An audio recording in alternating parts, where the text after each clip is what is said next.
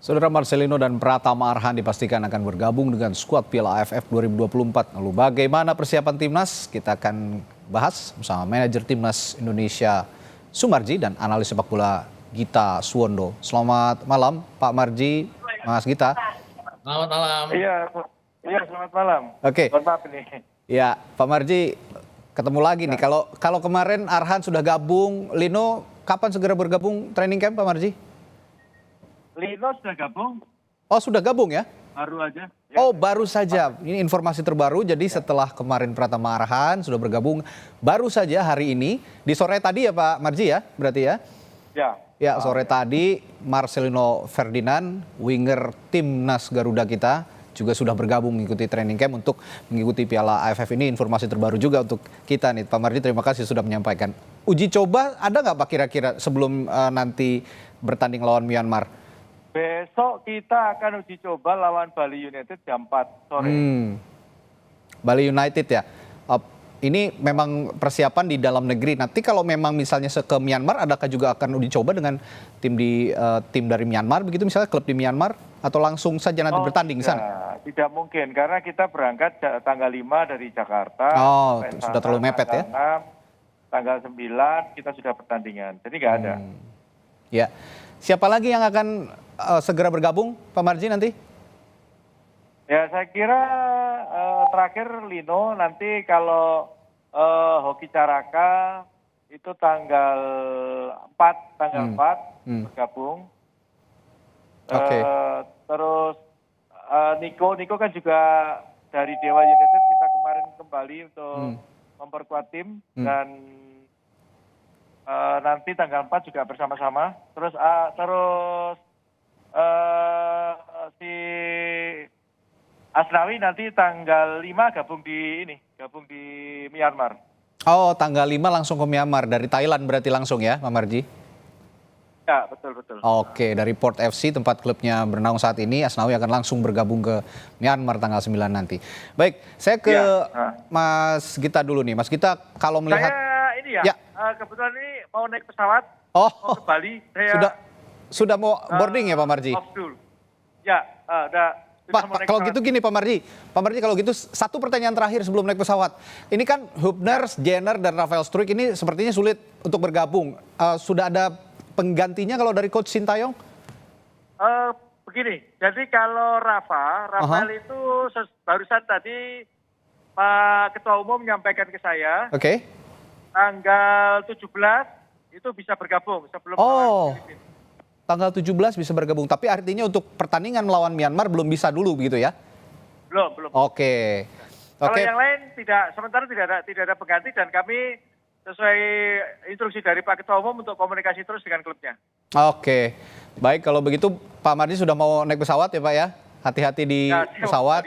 Terima kasih sudah bergabung singkat, dan informasi berharganya tadi dari Pak Marji adalah bahwa Marcelino Ferdinand sudah bergabung sore tadi dengan timnas Garuda untuk persiapan training camp melawan Myanmar, nanti terbang ke Myanmar. Jadi Marcelino, Pratama Arhan sudah bisa memperkuat skuad Garuda Muda kita U22. Saya ke Mas Gita kalau gitu. Mas Gita, kalau dari materi pemain yang sudah ada sekarang kan sepertinya memang pemain yang abroad yang bisa dibawa itu selain yang sudah bergabung kemarin Ronaldo Kuate langsung ikut latihan, lalu juga kemarin Arhan, dan sekarang dipastikan Marcelino Ferdinand juga bergabung. Bagaimana lihat materi pemain ini, sudah siap mereka menghadapi lawan-lawannya di AFF nanti, Mas Gita? Saya sih percaya semua pemain akan siap ya. Cuman permasalahannya mungkin hanya bagaimana menyatukan skuad ini. Karena kan kalau kita lihat ada pemain-pemain yang datang dari under 17 ya. Seperti Arkan Kakak. Kemudian ada yang dari under 20 yang kemarin masih memperkuat timnas under 20 kita ya. Kadek Arel, kemudian Doni Tripamungkas dan yang lain-lain juga. Ada beberapa pemain, bahkan kalau saya lihat kenapa Sintayong memilih ini adalah karena pemain-pemain yang tidak jadi bermain pada saat kita harusnya menjadi tuan rumah Piala Dunia Under 20 tahun lalu. Seperti misalnya Marcelino Ferdinand. Kemudian kalau Sintayong benar-benar spesifik menyebut bahwa lini depan tidak masalah dengan tidak adanya Struijk, tapi kan ada Hoki Caraka. Hoki Caraka ini kan yang paling dalam tanda kutip sakit hati pada saat Under 20 itu tidak jadi.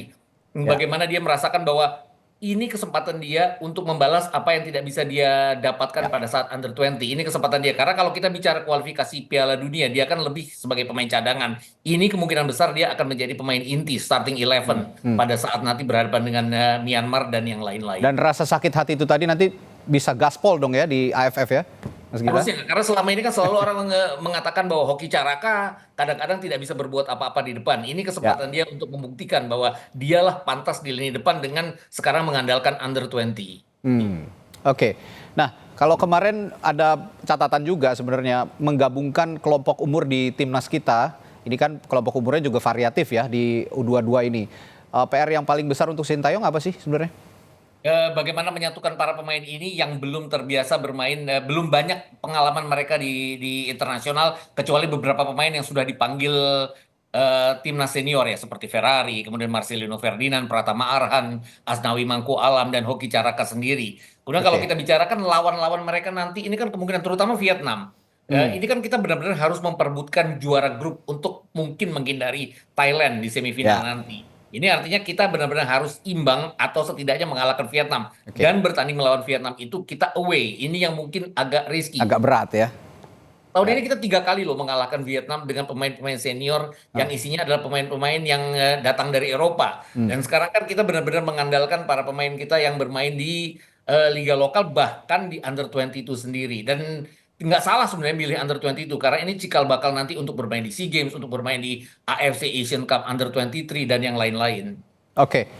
Bicara starting 11 Mas Gita, kalau boleh kita coba ramu starting 11 yang bisa dimainkan oleh Sintayong nanti pada laga perdana lawan Myanmar. Saya sih tepat di penjaga gawang Cahyo Supriyadi ya. Itu penjaga gawang Bekasi City FC, walaupun datang dari Liga 2, tapi dia salah satu yang mumpuni, punya pengalaman internasional juga.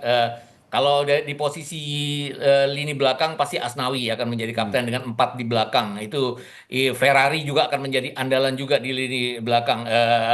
Mungkin yang harus disayangkan kenapa Sintayong tidak memanggil Rizky Ridho, tapi ini kembali hak prerogatif pemain. Karena apapun pasti dia berpikir bahwa Liga 1 tetap jalan, Liga 2 ada yang jalan, jadi tidak mungkin memanggil semua pemain-pemain senior yang akan bermain nantinya. Kemudian ya itu tadi yang dikatakan bahwa siapa yang akan menjadi breaker di lapangan tengah. Pengganti Ivar Jenner ini yang belum terlihat sampai sekarang. Yang ini harus dibuktikan. Arkan Fikri adalah andalan Sintayong pada saat seharusnya bermain di under 20. Mungkin dia yang akan menjadi andalan nanti di lini tengah. Dan kalau kita bicara lini depan ya pasti Hoki Caraka. Hoki ya. Dan number 9-nya akan jatuh di Hoki Caraka nanti untuk striker yang bisa diandalkan. Nah, kalau peluang untuk lolos dari fase grup tadi kita juga sudah singgung, sebenarnya Mas Gita juga sudah singgung bahwa Vietnam akan jadi lawan yang paling tangguh. Tapi kira-kira yang harus diwaspadai dari tim lainnya dalam grup yang sama selain Vietnam siapa saja nih? Ya, Myanmar kan punya ini ya, punya keinginan untuk bangkit kembali setelah mereka terus-menerus terpuruk bahkan di lingkungan ASEAN juga. Ini yang kita harus hati-hati di laga perdana nanti, karena bagaimanapun laga perdana kan selalu sulit. Kemudian kalau kita sampai bisa menahan imbang Vietnam atau bahkan mengalahkan mereka, jangan juga dilupakan Filipina. Filipina kan pernah menahan kita imbang 1-1 dunia. Kemudian bahkan pada saat kita menang di GBK 2-0 pun kita tidak mudah ya menghadapi Vietnam. Itu kita butuh kejeniusan dari Tom Hae untuk memecahkan deadlock. Kemudian Rizky Ridho, 2 pemain yang tidak ada di tim ini. Dan yang paling penting adalah bagaimana dengan Jay Itze sekalipun kita sempat kerepotan menghadapi lini belakang Filipina. Filipina dengan sekian banyak diaspora yang mereka miliki dan pasti akan datang dengan para pemain senior, pasti akan merepotkan kita. Untungnya kita akan bermain di Manahan nantinya sebagai tuan rumah. Ya. Ini akan jadi salah satu momentum juga bahwa kita sudah pernah 6 kali ya dalam periode 10 tahun terakhir masuk ke final dan belum juara dalam 20 tahun terakhir. Seperti ini momentum untuk bisa menjuarai final Piala AFF dengan sokongan masyarakat Indonesia juga dengan sokongan latihan yang sudah disiapkan oleh pelatih Sintayong. Terima kasih Mas Gita Suwondo, analis sepak bola yang sudah bergabung di Sapa Indonesia malam. Terima kasih waktunya, sampai jumpa lagi. Sehat selalu Mas Gita.